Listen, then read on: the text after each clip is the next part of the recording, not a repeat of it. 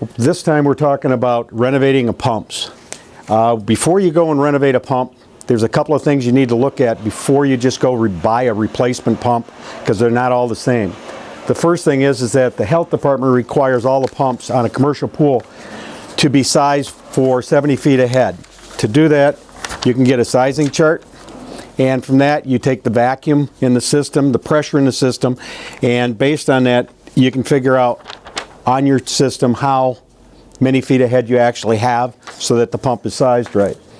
The next thing is that you need to make sure that you have the right voltage when you buy a pump. This is a pump with single phase and three phase on it. It's a C-Series Purex, and on it gives you several different pumps for each category, and it's all based on horsepower with the voltage. There is 200 volt, there's 230 volt, and there's 480 volt. So along with single phase, 200, 208, and 230.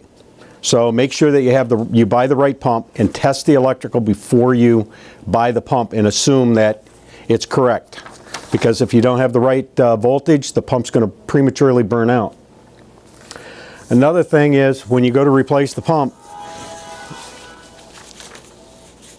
before you replace the pump, you have to make sure that the plumbing is proper. You can't push the water down the line per the health department any faster than 10 feet per second. This is just a sizing chart for Schedule 40 pipe, and on it it says if I need 120 gallons a minute, I would need, at less than 10 feet per second, I would need a 2.5 inch pipe in order to meet the right sizing, so that you don't exceed the water velocity going through and prematurely wearing out anything. So the health department requires you to size the plumbing properly, have the pump voltage and the size based on, here's another chart, the flow chart, based on how much water you need to push at the 70 feet of head. You go up here to 70 feet of head, bring it across to where it intersections with your flow rate, and it'll tell you what pump you need. Again, size the pump per the health department, not just a replacement, because a lot of times people will replace the pump with the incorrect one.